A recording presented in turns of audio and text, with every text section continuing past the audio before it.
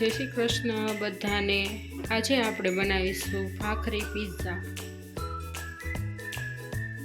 Capsicum લીધેલું છે, એક ટમેટું, એક ડુંગળી, થોડું પનીર જે મેરિનેટ કરી લીધું છે, અને લોટ છે જાડો અને ઝીણો બે,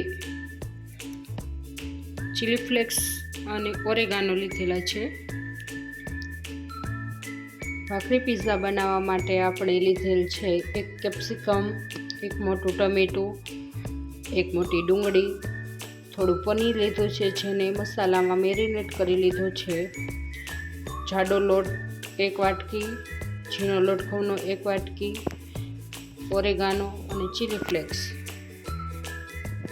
હવે આપણે બાંધીશું ભાખરીનો લોટ। તો આ ઝીણો લોટ ચાળી લીધો છે, જાડો લોટ પણ ચાળી લીધો છે।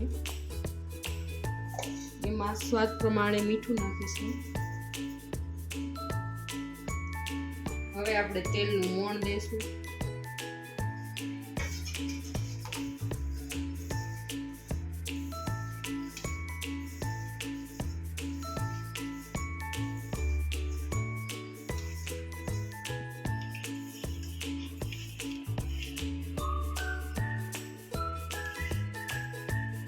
મોણ આપણે આવું દેવાનું છે।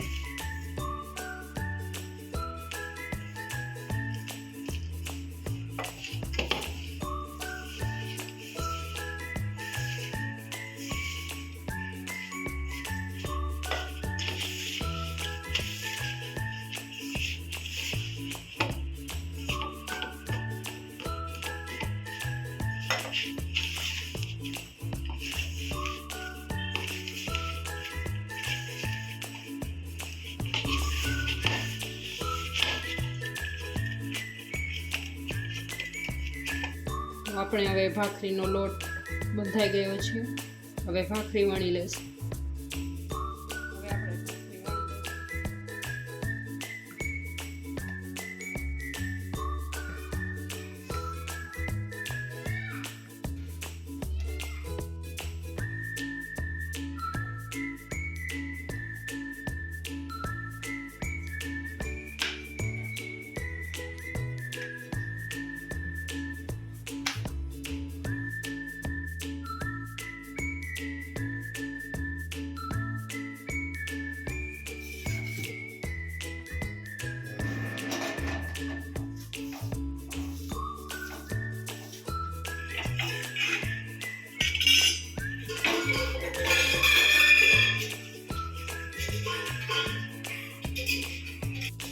ભાખરીને આપણે બંને બાજુથી જોડવી લીધી છે। હવે ભાખરી શેકાઈ ગઈ છે।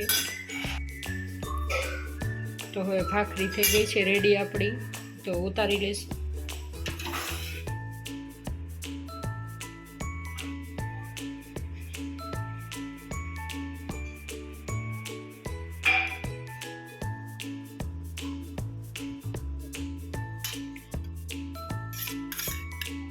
આ ટમેટો સોસ છે, એને આપણે ભાખરી ઉપર લગાવી દઈશું।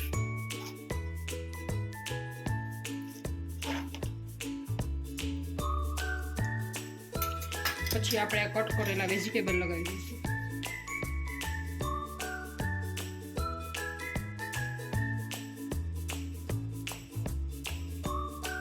ટમેટું, કેપ્સિકમ, ડુંગળી અને મેરિનેટ કરેલું પનીર છે।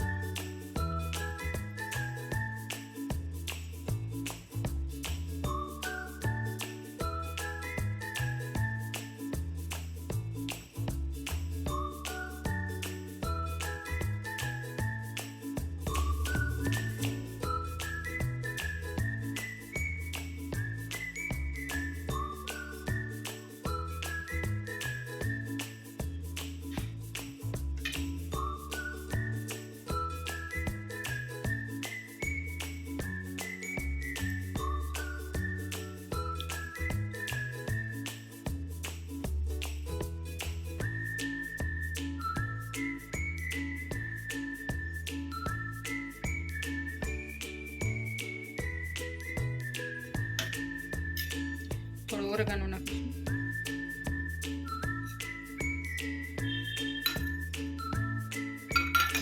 થોડું ચીલી ફ્લેક્સ,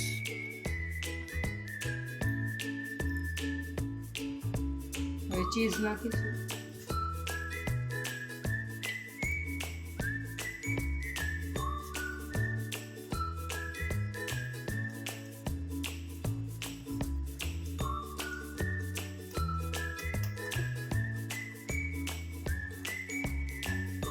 હવે આપણે એક પેન લઈશું, એમાં થોડું તેલ નાખીશું.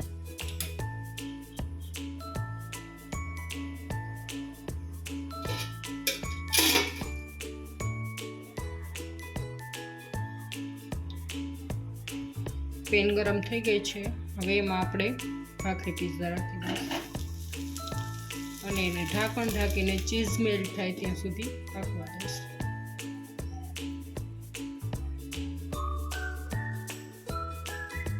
હવે જોઈ લઈશું આપણો ભાખરી પિઝા ચડી ગયો કે નહીં. તો પિઝા બની ગયો છે. હવે એને કાઢી લઈશું.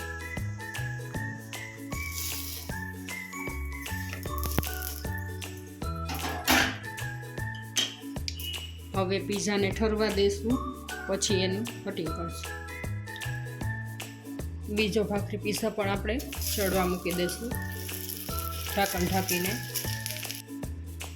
હવે આપણે પિઝા કટિંગ કરી લઈશું અને પછી સર્વ કરી લઈશું.